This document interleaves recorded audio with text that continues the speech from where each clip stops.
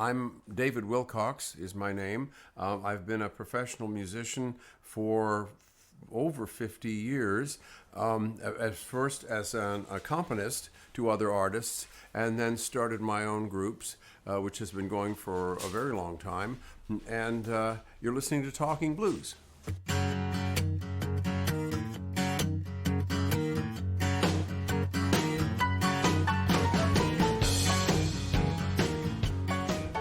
Through the grapevine, I heard that you might have played the trumpet at one point.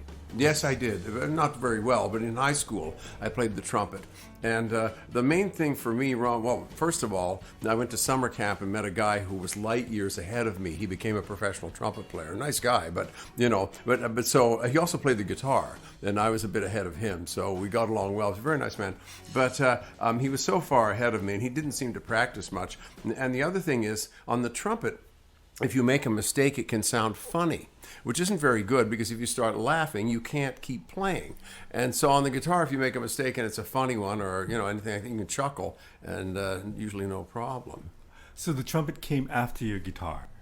Well, yes. I tried a number of instruments as a teenager, and one of the advantages of it was that every instrument attacks a note slightly differently. A saxophone, a trumpet, et cetera, et cetera. And it helped me later on very much as a vocalist. Interesting. Different ways a note could be started or ended and things like that. What did your love of singing, was that there from the very beginning? Yes, it was, although I focused mainly on the guitar. I sang backup when I played with Ian and Sylvia. I was more focused on playing the guitar at first. And I also heard that you did a killer Robert Johnson type guitar playing, but what kind of stuff did you start off with playing the guitar?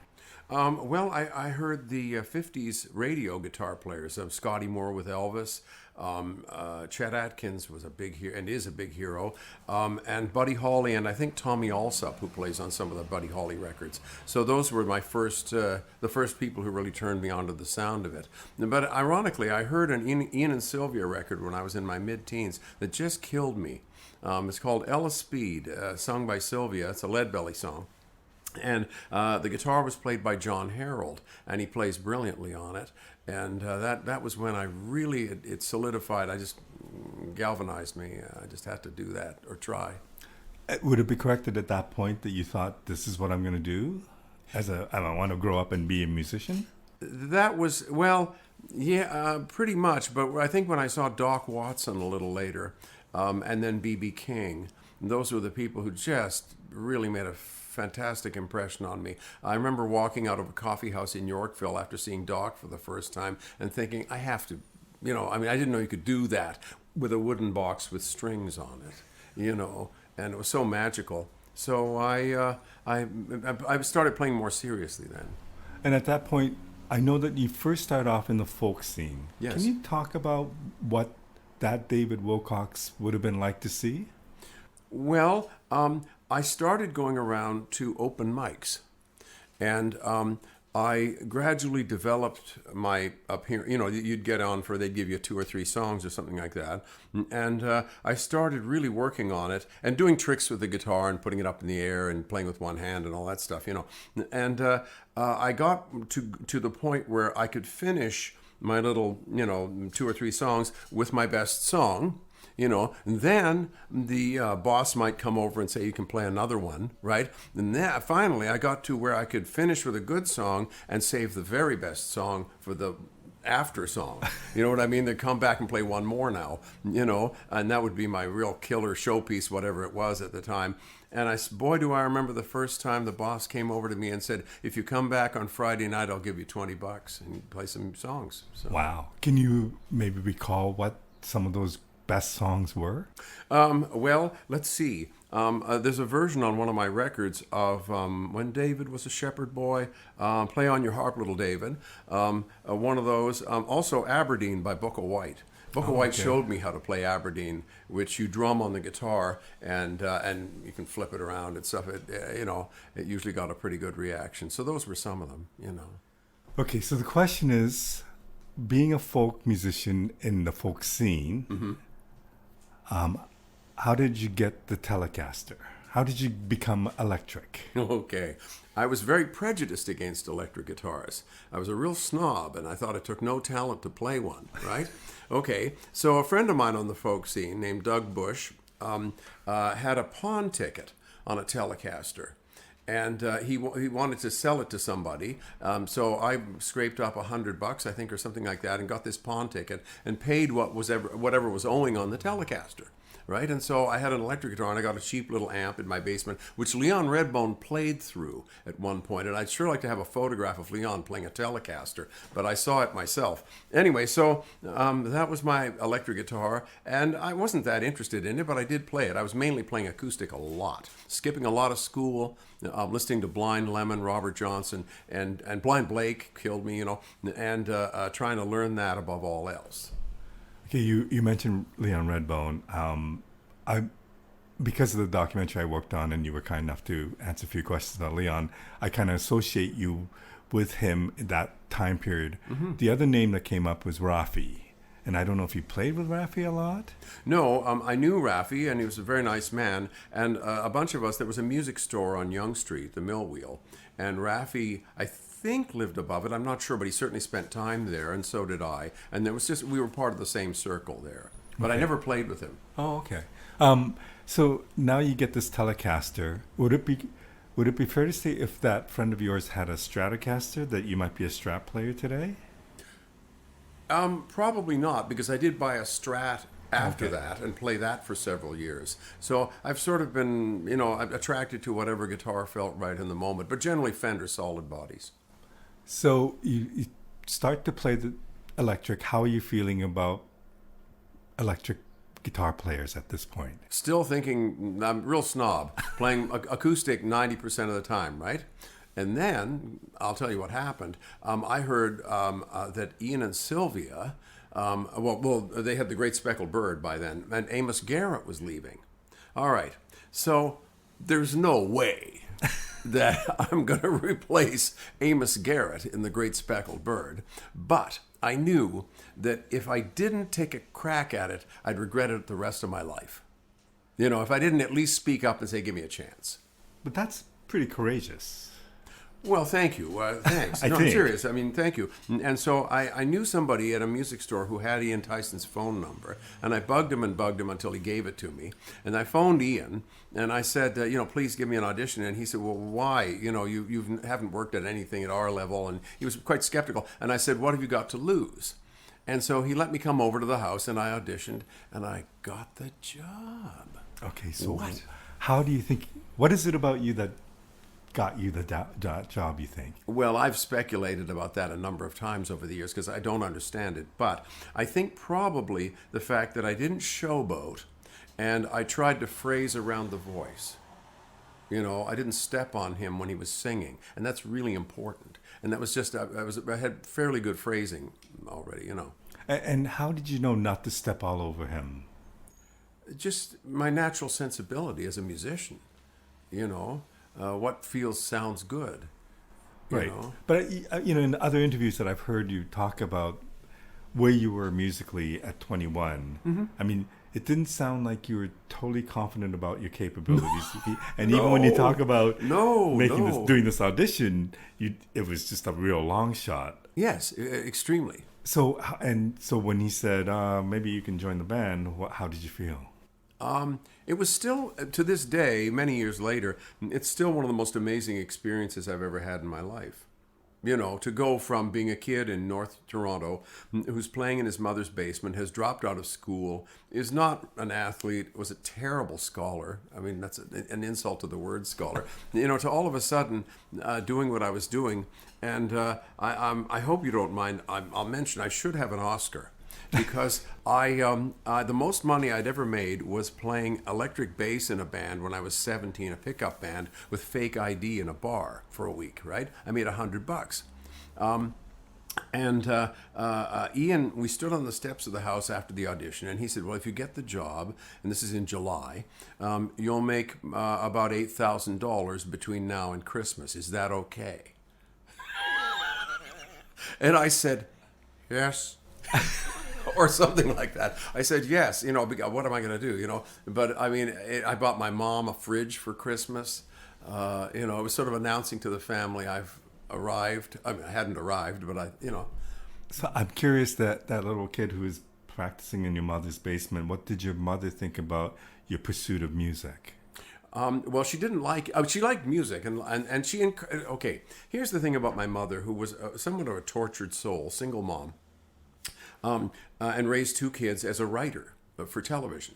Wow. Right? Okay.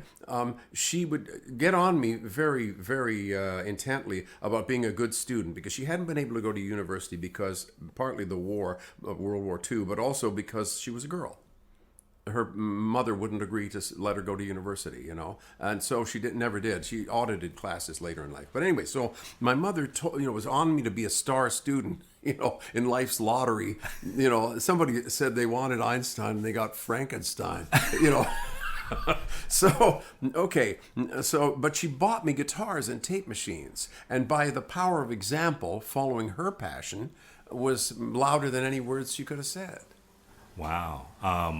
That's wonderful. I mean, she was encouraging. And yes, then she was. When you got the gig with Ian Tyson, how did she react to that? They didn't say much, but I was raised by her and her parents, who were very cultured European people who never fully adapted to Canada. They came over later in their lives, and they were great people, but their English wasn't great, and the one overwhelming, and these are people who had seen the great concert artists of the first half of the 20th century. I mean, Vienna and so forth. The one thing that really made a ringing impression was he's on TV. He must be good. He's on. Now I was on for like a second and a half every week playing a little turnaround or something. But the fact that I was on TV, really made a deep impression. It said, something to them. Which is a huge point because when you auditioned, I guess you knew that you were auditioning not only for a band that would play concerts, but that would appear on TV on a weekly basis. Yes. What did that do for you in terms of getting that kind of exposure now, even if it's, a few seconds every week, but all of a sudden you're not just in a famous band that plays a lot, but now you're seen nationally on TV? Well, I'm going to the bank, and there's a kind of cute teller there, and I start, along with my deposits, I start passing her little poems, and things like that. Nothing too, risque or anything. But anyway, so finally she said to me, "Are you on television?" and I took her for lunch. So it opened a lot of doors that way. It gave me a swelled head, too. I mean, I had a real attitude, because I'd never experienced anything like that before. But it was a very a steep hill to climb, because Amos is a great guitarist, a great artist, and to fill his, well, I didn't fill his shoes, but to go and play where he had played was very, very challenging. And I used to wish there'd be another guitar player in the band to tell me what to play. And then what happened next was our steel player left, Buddy Cage, and Ian started hiring Ben Keith, who became Neil Young's band leader years later, and who played on I Fall to Pieces by Patsy Cline, dozens of famous records, right? And was a fabulous musician. I mean, great tone, great phrasing, great ideas, just brilliant. In those days, the guitar and the pedal steel would split the solos. So 8 bars of me with my little dinky Telecaster with the pickups that were, I think, burning out. And now that I didn't know that then, but very, sort of thin tone. And Ben with this luxuriant, brilliant, confident sound, or you get the reverse, Ben and then me. So that was, very, very hard to do, very challenging. But when I talk to musicians, they always talk about surround yourself with people who are better than you, and you get better, right? Life did that for me. I had no problem. I was the youngest guy in the band. And they were all Americans, and had played with some, Bob Dylan, people like that. And that was, wow, it was a wonderful education. Speaking of education, can you maybe talk about what you might have learned through that experience of being a musician? Well, okay, basic things, just how to behave in certain circumstances. And like any job, there's a sort of an unwritten behavior code. So I learned a lot of that. And just, well, where, how, and when to play and what to play, more or less. By the end of it, I played with Ian and Sylvia for 2.5 years, and I can say by the end of the 2.5 years, I was a pretty good guitar player for them. And do you get better just from observing, or are you woodshedding every night after practice? In the bathroom on the road, so I wouldn't disturb people. I mean, I'd go in there and, and work, and I took a tape machine with me and Merle Travis records, all kinds of records, just to listen and to learn. So no, I worked hard. And so that would have also been your first experience in the studio. I think you recorded 2 albums with. I did. My very first experience was with a singer-songwriter named Dave Bradstreet a couple of years earlier. So I did go into the studio, and with the Telecaster too. But really, my first major recording experience of any kind was with Ian and Sylvia. And they brought in the #1 country rhythm section in the world at that time, Kenny Buttry on drums and Norbert Putnam, the bass player, who, had worked with, you name it. I mean, they were these American guys, and they were I was terrified, and they were so kind to me, Norbert and Kenny, especially Norbert, because they could just see I was just quaking in my boots, But they could have just as easily brought in a guitar player too, right? And they didn't. Yeah, so that must speak to how good you were. Well, and loyalty on their part. I think they were quite loyal to me because, I made mistakes. I did embarrassing stuff on the road, said stupid things.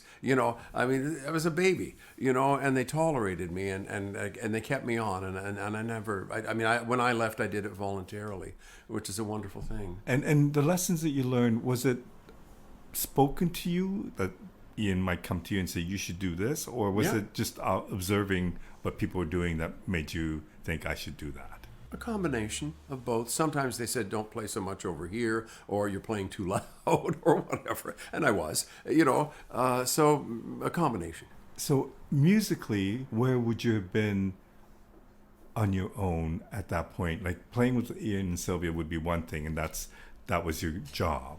But in the off hours, were you doing country and folk music, or what were you playing outside of the band? A lot of blues, a lot of acoustic blues from the 1920s and 30s. That was my real passion.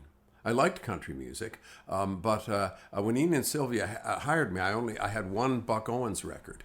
And I practiced with that before I went to the audition. But really, most of what I listened to was acoustic and some electric blues. So Waters and so forth. how different would have been the country playing, like to support Ian and Sylvia, and maybe country's not the only thing, but from what you were used to playing, how different was that? Well, it was very different, but I think I picked it up fairly well, and I also really liked James Burton, who played on, of course, many country and pop records, and I got to tell him that too. Oh, wow. Because several years ago, I did a festival out in BC with James Burton, Albert Lee, Amos, who I played with before, and myself, and a rhythm section. And so I got to say to him quietly after our first rehearsal, when I didn't get a job on the electric guitar until I was 21, and I copied you as much as possible. And true James Burton, he didn't say anything. He's a very nice guy, but a very quiet guy, one of the most serious people I've ever met. Great, enormous gravitas. So at one point you decide you would leave Ian and Sylvia. At that point, what are you thinking that you want to do? I think you continued doing some sideman roles and playing for people like Maria Muldaur and various people. Paul Butterfield, I think. A soundtrack with Paul. Yeah. Okay. So, but are you thinking, I want to continue being a sideman, or I want to go out on my own? I thought I would be a side man and a side person, and I wanted to develop my skills that way. I didn't have any confidence in myself as a lead singer or as a band leader or anything like that. And I'd seen enough people start a band and have it die a week later, or 2 weeks later. And I thought, why would I do that? So what happened with Ian and Sylvia was I started turning the guitar up. And discovering that an electric guitar behaves differently at a higher volume and liking it. and it annoyed Ian a couple of times. But the thing is, I wanted to experiment more, and I got into a really loose kind of hippy-dippy band. Sorry, guys, if you hear this, called the Rhythm Rockets. And there was a lot of anarchy. I mean, we ordered pizzas from the stage during the show. We told the club owner to fire us. I mean, when we were very poor financially, But I got to solo a lot more, which I wanted to do. I got to just experiment a lot more. And that was part of my development, Okay, so this is around the time, like, would you have met Morgan Davis in the Rhythm Rockets? Or was that the band after? No, before. Okay. I met him. We were just talking about a place called Rochdale with somebody. And I met Morgan when he was a rent officer at Rochdale. I never lived there, but I went there a lot for business transactions, Yes. And consequently, we became good friends, Yeah, and we still are to this day. So somebody was telling me that you were in a band. I don't know if it was a band or if it was just an evening of you, Colin Linden, and Morgan Davis on stage together. And I just think... Very probably. I mean, I know, and Colin will affirm this, I think, that I talked him into quitting school to join my band when he was like 17 or younger, I think. Anyway, Colin quit school and joined my band, and we went on the road, and he was the rhythm guitar player. I mean, he soloed too, But that's quite a lineup. I mean, there's 3 amazing guitar players. Well, I mean, one thing about Colin and especially Morgan too is they stay out of your. If people know how to stay out of each other's way, it's one of the reasons I really enjoy playing with Amos. We sound very, very different, and we don't step on each other's toes. There's no contest, It's kind of neat that you wound up playing with them and recording with them after many years of. After you had replaced them in your first major gig. Mm-hmm. Yeah. Oh, absolutely. Well, I think he had a part in getting me into the Maria Muldaur band, which is where we played together. And he would play the pop and jazz solos, and I would play the rock and blues solos. I wonder which of the musicians that you worked with after leaving Ian that you kind of modeled yourself after for being a band leader. Well, what happened was I started. I was married by then, and my first wife encouraged me to go out and be a front person, which isn't really in my personality, or it wasn't at the time, which is odd because I've done it for many years now. But she encouraged me, and at the same time, Morgan was tired of being a band leader, and he said to me, "I'll give you my lights." And maybe I paid something on time, and I'll tell you what to do in terms of like how you book the band with clubs and stuff like that, if I can play in your band. So that was the universe opening a major door, because I had a coach, and the coach was Morgan Davis in the beginning. But he was going to work for you. Yeah. Wow. But I mean, he sang some leads. Yeah. He played lots of leads. So we sort of shared it, but it was my band on paper, and he never intruded on that dynamic. But he was great. He really helped me, and I mean, it was like the life opening the door that I thought I couldn't open or have opened. Well, I don't know if you can answer this, but was there a lesson that you learned from him? That... Oh, lots of them, especially about how to have a band. And as a musician too, he's very tasteful. He doesn't. The thing about Morgan, he never plays too many notes. Right. Is this the Teddy Bears or is this another band? The first band was called the David Wilcox Band. Okay. And then the Teddy Bears came after that. And in the Teddy Bears, is that when you took on the persona of the remote gambler? I guess you could call it that. My ex-wife was adamant that I had to have some visual representation that set it apart from other bands. Don't forget, we're going into bars. They've never heard of us. They've never heard us. They've never heard our material. We were playing Benny Goodman instrumentals, a cappella gospel, all kinds of stuff. And so there has to be something where I saw this guy who has a handlebar mustache and a long white coat and a carnation, or something like that, some identifying feature. And she was absolutely right. And I put that on, and that helped. I mean, that was part of the original image. But by the time that you released your first album, that image was gone. Oh yeah, it became a trap, like most okay. images do, you know.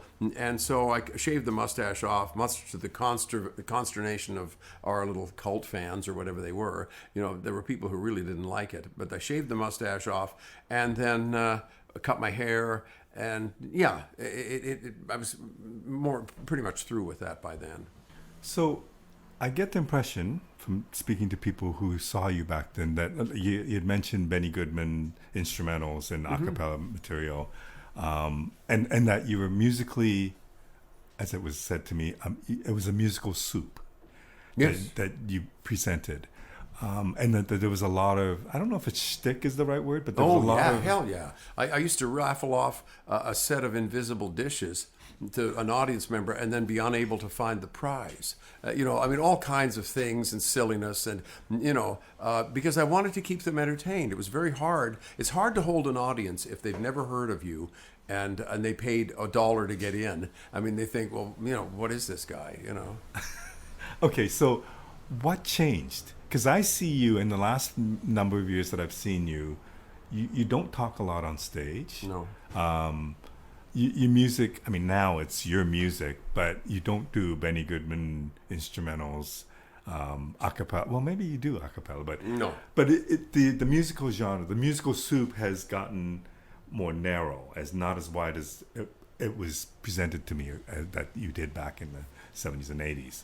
So how did that change? Well, okay, I may beg to differ with you on when you speak of width. Okay. It has transformed and perhaps has become a roux, as in a gumbo, rather than a soup. But I mean, we use whole tone scales. I made one of the only commercially released ragtime records in the late 80s at that time, I think. So there's still a pretty broad spectrum of styles. There's country, you know, different things, and rock. But what changed basically can be summed up in two words: records and airplay. Okay, so can you elaborate on that? Of course. I made a record. Finally, okay, nobody was signing us because it was disco time, right? So in 1978, we found an investor, a man who had a music store, and said, you know, if you give us this amount of money, we'll make a record and give you some of the, you know, share the money. And so we did that. But the only problem was I couldn't get the record released for 2 years. I shopped it around. I looked. We had this, and that's the record that had, I mean, Hypnotizing Boogie, Bad Apple, Hot Hot Papa. I mean, a lot of the songs that people ask for now, you know, on it. But I couldn't get it released. And finally, a small independent label decided to take a chance on it, and they released it, and it sold fairly well. I think 25,000 copies or something for a new artist, and that, well. I'll go ahead a bit. The label failed. They couldn't pay any of their other artists, and well, they couldn't pay me. And other artists got color covers with our money. We got a black and white cover. And they when the time came for the royalties, they couldn't pony up. And so, but although later on, the man who owned it settled with me, so I have no resentment or anything like that there. But we made a deal, and he settled it, and he walked away honorably. But what happened was it showed major labels that we could sell some records, and so then I got signed around 1983. Okay, so recorded it in 78, released it I think in 1980 around there, and in 73 got signed by EMI or Capitol. 83. Yeah, I think in 83 around there. But what really, there was a night. Okay, so I'm playing bars, and some of them were really ratty and getting fired and booed and stuff. Not all the time, you know, but definitely some of the time, you know, and really once or twice almost getting beaten up by the audience because they really, we weren't playing Led Zeppelin or Maggie May by Rod Stewart or the stuff they came to hear. You know, we're playing something totally different, original songs and a few covers. So, okay, now playing these bars. And we got a gig in a small town, and by this time the first record's out, and it's getting a little airplay, I've heard. So get a gig in a small town, and either Elmvale or Elmdale, Ontario, I think, something like that. Anyway, so a place I'd never been before. We go, it's a Friday night, we pull up to the bar, and it's full. And that's a bad sign, because that must be their regular drinking venue, you know? And I thought, you know, I hope we don't get hurt, and maybe we'll get fired or maybe not. I'm going to try and win them over, and that. So we go in, and they knew the words to the songs. What? Records and airplay. It was the night that it really turned around.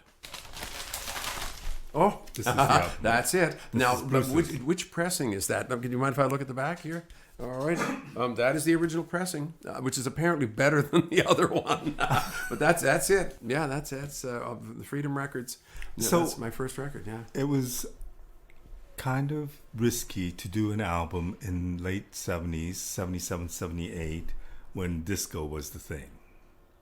Correct? Yes, it was. So It you was. were kind of competing against what was trending, which might have been the reason why you couldn't get any buyers at that point. I presume that you believed in this, and rightly so, enough that you held on to it for 3 years, and then you wound up getting a deal, and it started getting airplay. Did you always have that confidence in this material? No, but what happened with Ian and Sylvia, and it was a major power in my life, I got some affirmations from famous musicians. They'd come and see the show and they'd tell me something positive. And I mean, if so-and-so thinks I'm okay, then I must be pretty okay, And then I had a magical night at Carnegie Hall. We went to New York, we played Carnegie Hall, and it was either with just me and Ian on acoustic guitars, or we might have had a bass player. Okay. And I had a really good night. Ian, thank you, Ian, introduced me twice and got a big round of applause both times. And people started applauding my solos. And afterwards I thought, if I can go over okay, because it was Ian and Sylvia's show, but in the context of Ian and Sylvia's show, if I can go over okay at Carnegie Hall, maybe I can have a career in this music thing. Did you ever consider anything else? Was there any other option? Lip service, becoming a psychologist or something. Psychologists are wonderful, but for me to be one would be not okay. I could never, not in my heart. In my head I did, but not in my heart. So now this album comes out, and all of a sudden there's 3 singles. Mm-hmm. It does quite well. It is some of the material, as you said, that you still play and people request. Mm-hmm. What does that do to you? Oh, it was a wonderful affirmation, and it made life a lot easier. Because I wasn't so afraid of, violence on the part of the audience and getting fired as much. So it opened a lot of doors. And it gave us credit. There are a lot of people, and I don't blame them for this, who, if a musician is not on the radio, he or she can't be any good. And if they are on the radio, they must be good. Now, I don't think like that, and you don't think like that, but there are people who do. And so it helped enormously. What does it do for your ego? Well, it puffed it up, but I had already had the Ian and Sylvia experience and had some deflation with that. And it made me uncomfortable because, people would say things like, would walk up to me and say, "I've never heard of you." And so I felt like saying, "I've never heard of you either." I wasn't really trying to be famous. I was trying to have a career playing music that I liked, which is a slightly different thing. But I presume fame, some sort of fame came along with that. Oh, hell yeah. And it, I was in a crowded theater lineup outside a movie theater, and somebody came to the side door and said, "Sst, come over here," and took us in the side and let us buy popcorn and find seats before, that part is great. But it's a very serious liar, any kind of celebrity or fame. And like you, I'm sure, I've met 1 or 2 really famous people. And some of them are happy and some of them are unhappy. It's no guarantee of anything. And when you're alone at night or you sit down to meditate or whatever you like to do, it doesn't mean much, does it? Does it create pressure? So you have success on your first album, 3 hit singles. Now you have to do your second album. Mm-hmm. Is there pressure to meet that? Or in your mind, is it internal pressure, or do you not think that way? Well, the big labels, the old record companies, they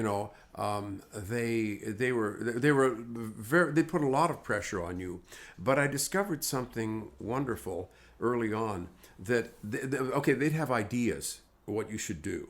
Put up a bassoon because the first album you had done on your own. So no artistic supervision at all. Right. The producer and I basically, and the engineer. We just played what we wanted to, what we were doing in the clubs, 3-minute versions.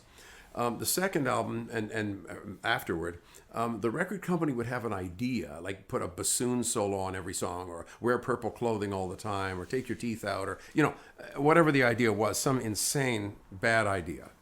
And I soon discovered that if I said no, the egos got into it. And they had to try to force me to do it. But if I said, let me think about it, they were so restless, a week later they'd be on some other artist with some other dumb idea, So it was a navigation, the record company. I wonder, like, oftentimes when I talk to musicians who have had hit records, some people will talk about the business of music, the big machine, that the song was good, but it was a hit because of the money or whatever else that was poured into it to make it a hit. In this case, on your first album, this was, I don't know if there was money put into it, but obviously you had recorded it 3 years prior, and it was, the record company didn't force you to do that, and then they got a hit record or a few hit records out of the deal.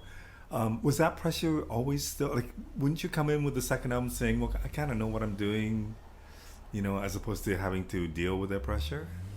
I was very lucky to be with EMI, and they had a man named Dean Cameron, who I think was a real hero in some ways, who I dealt with. And Dean left us a lot of artistic leeway. He would have, he'd watch what we were doing, but he was better than most of them, a lot better than most of them, So I just, we'd work up some songs and go and record. Did you feel like the record company knew better? Like, I always wonder about that concept of record company saying, no, this isn't a hit, you should do this, or you should play bassoon or whatever, as if they know. And I don't know if they really know as much as the musicians know. Well, let me tell you what I think, please, is the great tragedy of the record companies. They're basically gone now, or they have no power, very little power. They're simply licensing units from past material, to streaming services. The great tragedy was that there were wonderful artists who didn't get signed. There were superb singers and songwriters who were way better than 80% of the people who did get signed. And they didn't have a chance the same way I did. They might have had a career, but it would be a much, much smaller career than they would have had they had some airplay, the things that I got. So with the success they had so early, do you have negative things to say about the music industry? Like, has most of your dealings with the business of music been a positive thing? Okay, 2 answers to that, if I may. First of all, I'm one of the lucky ones. Do you think it's luck? Because maybe not luck. There's certainly an element of skill and navigation about it. But the fact is that, of course, I've been ripped off, but nothing like some of the people who wrote major hit songs, international hit songs, who didn't get a cent. The classic example is Solomon Linda and the Evening Birds. Do you know that one? Mm-hmm. Okay, yeah. Well, here's a man who wrote something that they figure his family was ripped off for about $15 million US. The Lion Sleeps Tonight, which he wrote in 1939, in Swahili, I think. But anyway, or maybe Zulu. Anyway, the point is that I have been ripped off, but not a shadow of what other people have suffered on that basis. The other thing is, I have a theory that, and I'm serious, that music is such a sacred, powerful, spiritual force. It has to be surrounded by enormous ugliness and darkness just to exist in this world. Okay. And so it is very corrupt. It's very dirty. I like Hunter Thompson's description. The music business is a dark plastic hallway full of pimps and thieves, but there's also a dark side. Did you ever feel wronged by a label? Oh, sure, but I mean, in the context overall, I mean, that was just what you had to do to get your music out. I never felt. Well, that's a hard question to answer. So yes, but it's a question of degree. When I saw what happened to other people, at least I had a label. Mm-hmm. It's like your shoes don't fit. Well, but you've got shoes. True. Now we're into the second, third album. Where are you musically? Like, how confident are you about your songwriting, your guitar playing, your singing? Well, more confident than I was. I'd like to say a word about substance abuse, because I went pretty heavily into the drug and alcohol world in those days. Is that related to the fame or the success that you had, or no? It's related to the fact that I'm an alcoholic and a drug addict, and I don't have any trouble saying that. I haven't had any of those things for many, many years, but the fact is that impinged on my ability to choose. And I was still playing well, I think, and I mean, I never lost work specifically because of it, but I didn't sit down and think of directions to go in. I took chances, letting other people make decisions, and that some of which I don't like today. When I hear records from that era, it went in a direction that I'm not that happy with. The first album, the first couple of them, I'm very happy with, and after that, it's tended to wander a bit. I mean, do you think it's an easy thing to? I always think how difficult it is to actually record an album, to have a song in mind, to go in with a band, record it, and come out with something that you had imagined from the very beginning. Like, it seems like a simple concept, but I can see how it's not that easy to go from the creation of the song to the final product. No, it's not. And also, you might record exactly what you had envisioned, but when you've recorded it, it sounds and looks completely different. That's the nature of the magic of music. Right. And then there's also the current trends, like synthesizers or drum machines. Mm-hmm. That those things might have been all over the place, and you think, oh, this is a good idea, they did it. And then you listen to it 5 years later and you think, oh, God, that doesn't sound good. Well, that's a source of friction was a source of friction between me and other people. Because the thing is, I hate temporal records. And by that, I mean a record, when you hear syndromes, boo, boo, you're listening to 1988, right? I mean, I hate that. I like records that are somewhat timeless. Obviously they're not completely timeless. I mean, when I hear a Caruso record, I know it's, but I like records more like that.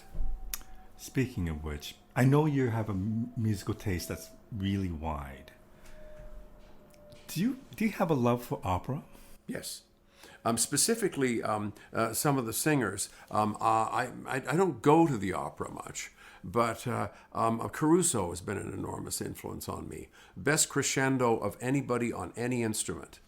And there's wonderful, now online on YouTube, there are one or two things that are Caruso recordings backed by a modern orchestra. They've been electronically edited, and you can hear that he had something that I don't think any other singer of that genre has since. Luciano Pavarotti said, there are all other tenors, and then there is Caruso.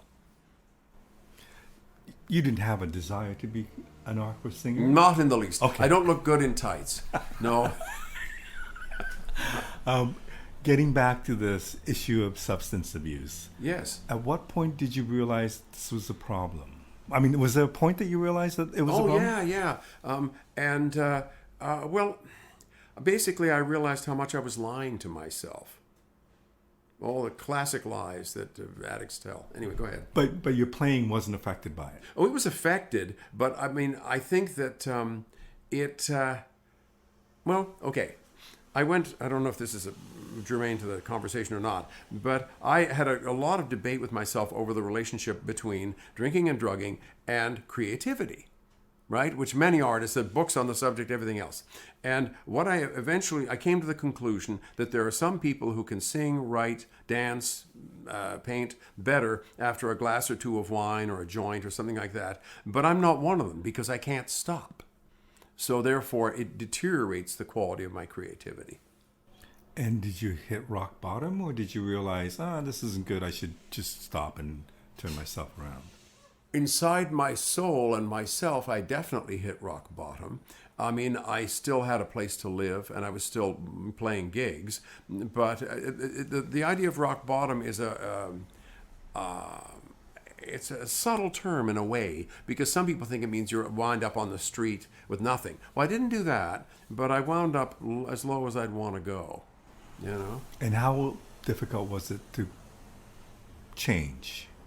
Because I often think people don't really change, but when you stop smoking, you stop drinking, or whatever, I think that's a change.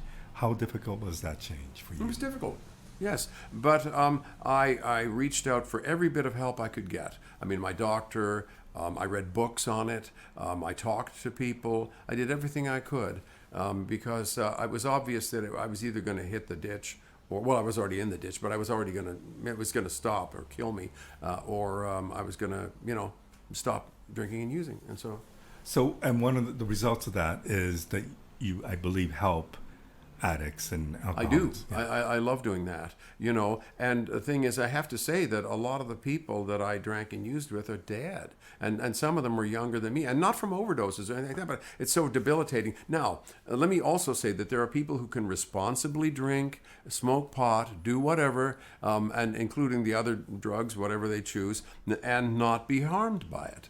Do it in a moderate way. I'm just not one of those people. So what do you get out of helping addicts? Well, it helps me have a sober day, clean day. They remind me who I am. And musically, what did that change do for you? Like you said, some people feel that they can play better or more creative. When you stopped, how did that change who you are as a musician, or did it? I took several years off in the early 90s. I didn't play any concerts for about 5 years. And I just learned, I had to develop another way of living, and I did, it's just better. I mean, I don't want to go on about it too much. Life is life. Life does its thing, but it's just better. What did music mean to you during the time that you were off, not playing? Well, an enormous amount as a healing force. I mean, I listened to records a lot, and I put a studio in my home. I had an apartment, and I put together a little recording studio and played with that. Can we talk about your songwriting, which from the very, very beginning was quite creative? There's lots of humor. Mm-hmm. Tell me about how that has changed over the years, the way you approach songwriting. Okay, the main change is that when I started writing songs, it was to play for people in a bar who had never seen me or us, right? And so, in other words, everybody's talking about a bump up ahead. You can come in 2/3 of the way through the song, and it's you can get everybody's talking, right? Okay, Do the Bearcat, similar. Hypnotize and Boogie, similar. When I started getting airplay, I was able to write songs that unfolded from the beginning. So you had to listen from the beginning to get the full meaning and message of the song in a different way. Wow. Your playing, how was that affected? It was better over time, because I had to learn the addict or the beast in me. There's a great song. Had to learn that it wasn't going to get a drink or a drug, no matter how badly it wanted it. And even if I'd go on stage, I had nights when I'd go on stage and I'd decide not to drink or use. Okay, I'd go on and I'd be gritting my teeth and playing poorly and, in a miserable space, right? And and people around me would say that too, gee, you're just not yourself or something. So I'd go off and think, well, if I just had a glass of wine or a joint or something, I'd play better. And I would do that. I'd have the glass of wine or the joint. And now, years later, I realized that if I decided in my subconscious that I had to wear my purple shoes to play well, then I make that truth. It's not the truth. It's my little fantasy. And so I had to get the message in my heart and my creativity that there wasn't going to be anything. And since then, I think I've played pretty much the best guitar I've played in my life. I believe that truthfully, because I'm more selective. I don't play as many notes, and just you learn how to go deeper. You know. I mean, I've had the pleasure of seeing you play a few times over the last few years, and I'm always mesmerized by when you, like the last time I saw you was at the Southside Shuffle, and you came on stage, and I don't know if you have a set list. I have a feeling you might not. No, we don't. So, do you even discuss the first song? No, I like to surprise them, and I don't know if you know my song. Downtown came uptown. Yes. Well, the musicians were joking just at a rehearsal a day or two ago that whenever they hear somebody say "I used to wear," they snap to attention and it goes, "I used to wear jeans," right? And so if anybody says "I used to wear," they you know. So no, I don't tell them what we're going to play, and I don't know what we're going to play. I look at the audience and get a feel for it. And Fats Domino did this too. I heard him in an interview talking about this. Just thinking about while he's playing one song, thinking about what they might want to hear next. You know. I mean, I love the way you opened up that show at Southside, and it was like you basically start singing on your own first. I don't know the actual song title, but it was just like, wow, that's like, it wasn't like the band kicked in at the very beginning. You started off, and then the band kicked in. But I did get the sense that there was immediacy, that you didn't have a set list, that it just kicked into the next song, you gave them cues and whatever. What's the advantage of that? Well, it keeps it fresh. I mean, I've played the Bearcat many, many times. But if we don't know where it's going to go or exactly what the solos are going to be, you know, it keeps it fresher for us. And also, I think it makes for a better show because the audience might be in the mood for a slower song or maybe, if the set list says fast, loud song, you know, you're stuck. So it keeps us more flexible. Okay, so the other question I have issues with my eyes. I don't think you do, but every time I see you perform, somebody leads you onto the stage, and I think somebody leads you off the stage. Very much so. I try to go as deep as humanly possible. I try to remember that somebody seeing the band that night will only see, well, me, but us once in their life. And what do we have to give them? Are we just going to go through the motions or play well? Or are we going to go as deep as we humanly can? So I try to do that, and I frequently forget the way off the stage by the end of the show. You know? So are you in like a trance-like state? You could call it that, you know. And does it start before you go on stage? Like 10 minutes before stage time, are you in the show already? And very shortly before. You know, it's hard to talk about that. But I go, like I say, I go as deep as I can, you know. Because it's fascinating to see from an audience member, to see you holding somebody's shoulder. Yeah. Well, the stage. That's because, as I say, I forget the way off the stage. And so they guide me off. I can physically see, but I don't know. I usually don't know where I am, or at least in that way, I don't know how to get off. So they guide me. With all the songs that you've written, and obviously I would think that you would consider yourself a songwriter. Mm-hmm. Does songwriting still happen on a regular basis? Yes. How does that happen at this point? Well, one of the best doors for songwriting is eavesdropping. I mean, Shakespeare was a playwright, but I think he was a great eavesdropper. Those scenes with Falstaff and some other things that he, you know, and so a lot of my better songs have been something somebody said. You know, my first mother-in-law, I was talking about her and saying she thinks I'm a bad apple. Well, you know, or I heard Land Pipe. Somebody used that expression. And all of it, you know, it's like a little ding. There could be a song there, you know. But as an artist at this point, and the music industry being what it is, do you still write in hopes of doing another album, or is it just write because that's what you do? Well, I have a choice. One of the great things about my career is that I have a lot of choices now, you know, and one of them is I might go in and record early next year. During COVID, we kept playing. We'd get in we had a large room in downtown Toronto. We practiced social distancing, and every week, once or twice, I'd get together with a rhythm section. And it was food for the soul, you know. So I heard this story that you do this, but it might not be the same rhythm section. No, I use different rhythm sections. To keep a steady band going is if you're like the lead person, let's say front person, can get very expensive if you're going to keep people in good circumstances. So you'd have to work most of the year. Now, I've heard stories of Stevie Wonder's band being on, like for an entire year, being on retainer. Well, the thing is, that's great. Nice work if you can get it. There's other artists like that too, but I'm not at that level. So it's the best thing for me, and this way I get to pick and choose gigs. If it's a nice festival or something, I want to play, then I can, say no to the stuff I wouldn't want to play, and we can stay in decent hotels, travel in decent circumstances, and so it makes sense. But you just get different rhythm sections to work with you, and you still practice on a regular basis. Oh yes, and also I play differently with them too. I learn like I'll play differently with a different bass player or drummer or combination, and so it keeps me stimulated too. My final question to you: at this stage in your life, and all that you've accomplished, do you still have goals, whether it be music or otherwise? The same goal I've had for many years is to go deeper, play better, communicate more, sing better, and that's my goal. And you will continue doing this until you can't. Yes.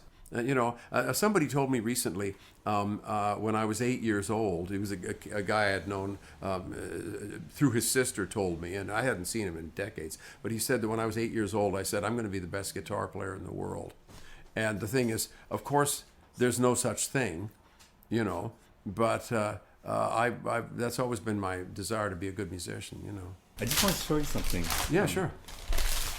Once again, another the one of CBC Bruce's transcription disc. Yes, absolutely. Tell me about that. Tell you about that. Okay. That was when I was still in a very formative stage. I got to do some recording for the CBC,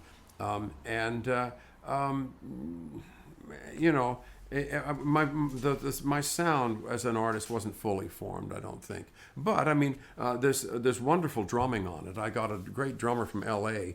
called Earl Palmer to come up. Wow. Earl Palmer's on this, and one of the greatest drummers in history.